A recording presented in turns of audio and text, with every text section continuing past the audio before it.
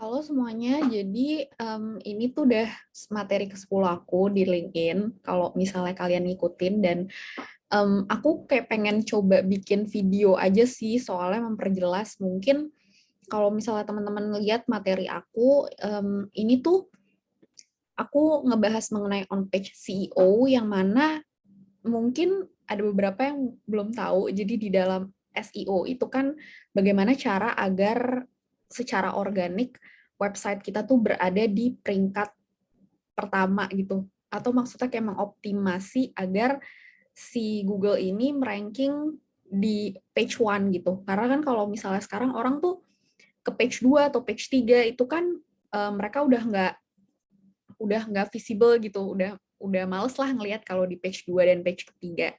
Nah, makanya SEO ini hadir, ilmu SEO ini hadir untuk menjelaskan atau memberikan pemahaman bagaimana cara agar website atau apa aja sih sebenarnya intinya bisa muncul di page one Google gitu. Nah, jadi di dalam SEO itu tuh sebenarnya ada 3 gitu. Ada on page, ada off page, dan ada technical. Nah, sebenarnya kalau kalau berbedanya ya, mungkin sorry kalau misalnya aku jelasinnya kurang paham atau kurang jelas. Kalau on page itu sebenarnya mengenai konten dari website itu sendiri. Nah, kalau off page itu bagaimana si website ini bisa dapat referral. Terus kemudian ada technical. Kalau technical itu kayak ya bagian teknis dari website itu apa yang bisa diperbaiki agar user itu merasa nyaman gitu. Jadi kalau dicontohin itu tuh instructor aku contohinnya ini, jadi misalnya ada seseorang gitu, misalnya kayak Nicholas Saputra. Nicholas Saputra kita tahu dia ganteng gitu kan. Nah, um, on page itu tuh kayak effort dia untuk biar orang-orang tuh bilang dia ganteng gitu. Misalnya dia kayak mandi, terus dia pakai baju bagus gitu, terus misalnya dia um, mungkin dia apalagi ya, pokoknya kayak atau dia kayak pakai baju yang match gitu.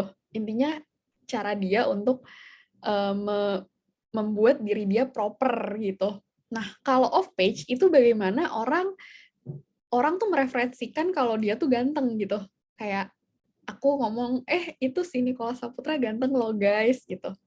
Nah itu jadi nilai kegantengannya dia meningkat gitu kan. Terus misalnya ada yang lagi, siapa lagi yang ngomong gitu, Raffi Ahmad gitu ngomong Nicholas Saputra ganteng, itu kan pasti akan valuable dibandingkan kalau aku yang ngomong gitu. Karena who I am gitu kan.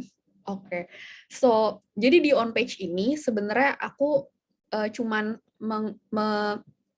highlight sedikit kira-kira effort apa sih yang harus diperlukan atau yang dilakukan untuk mengoptimasi biar web page ini tuh bisa berada di ranking pertama. Karena as we know that on page itu tuh sebenarnya kayak aku bisa bilang bahwa ini tuh penting gitu. Ya bukan berarti yang lainnya nggak penting, yang lainnya juga penting, tapi ini tuh kayak salah satu hal yang utama gitu. Jadi kalau misalnya hal ini nggak ada, yang lainnya tuh nggak bisa ngikut gitu.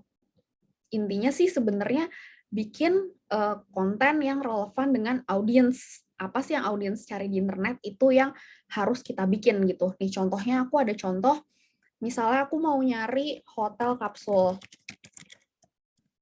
Nah, di hotel kapsul ini kan banyak ya, ada dari si Traveloka, kemudian ada Booking.com, IDN Times, Bobobox, DLL kan. Nah, ini sebenarnya effort yang kita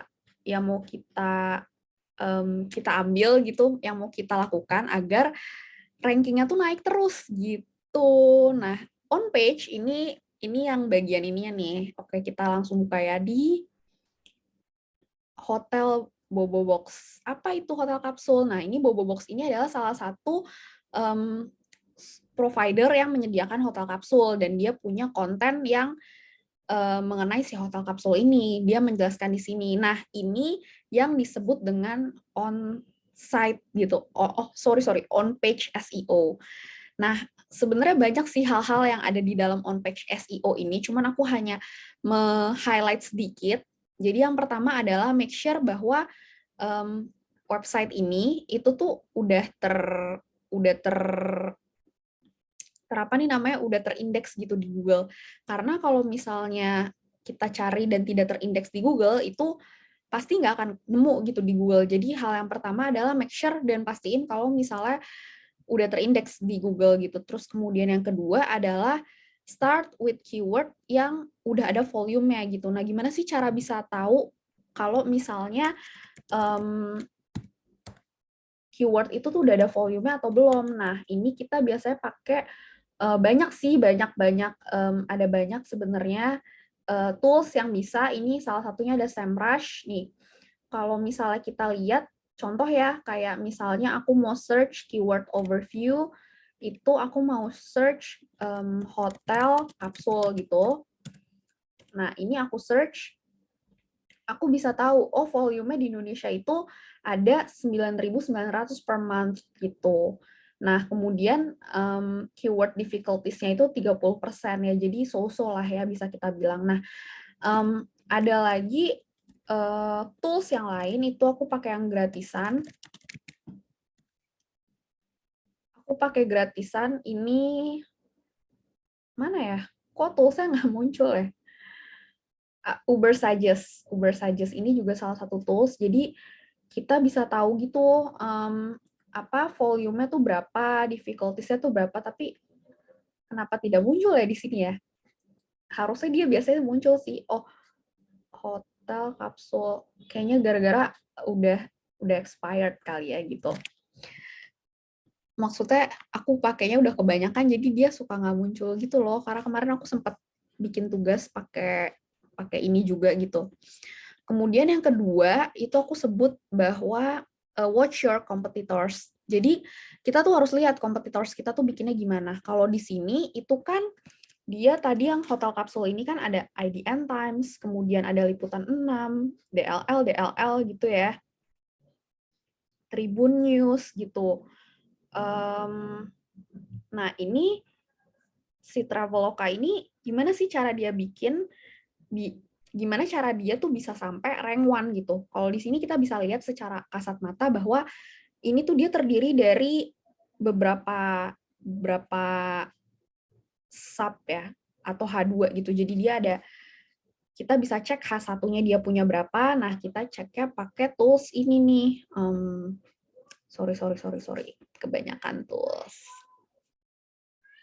Salah satunya kita bisa cek pakai SEO Meta One Click. Nah, ini bisa ketahuan nih kayak, oh title-nya dia tuh 81 karakter gitu. Padahal mungkin best practice-nya kan berapa nih? Best practice-nya kan 65 karakter.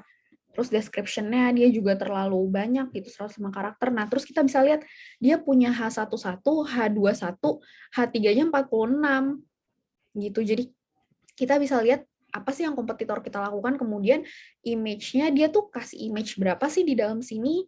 Kalau alt itu jadi kayak di image itu dikasih teks gitu biar si Google bisa baca, karena kan Google kan nggak bisa baca image gitu kan. Nah, watch your competitors. Terus yang berikutnya adalah content should be high quality. Jadi maksudnya kontennya itu harus ya apa yang dicari sama audiens gitu. Jangan kita bikin artikel yang tidak di search oleh si audiens, jadi kan nggak bisa dapat traffic juga gitu kan. Nah, kemudian yang berikutnya adalah title tag. Nah, ini title tag yang tadi best apa namanya, best up. Best practice-nya itu kan 5 gitu ya. Terus kemudian meta description itu best practice-nya. Bisa dilihat sih best practice-nya tuh dari si SEO Meta One Click ini gitu. Di SEO Meta Click ini dia tuh udah bisa kayak ini tuh sebenarnya udah bagus belum sih meta description-nya gitu, udah 100. Oh, 50 nih kalau si Bobo Box kan, kalau yang ini landing page-nya dia udah bagus nih ya, 50 karakter. Description-nya 144 gitu kan. Kemudian monitor your content regularly. Jadi kalau udah selesai dibikin, ya jangan main tinggal aja gitu. Siapa tahu ada yang bisa diupdate ketika ini emang udah out of date gitu kan. Emang mungkin kayak udah lama gitu kan kontennya harus diupdate gitu. Kemudian yang berikutnya adalah image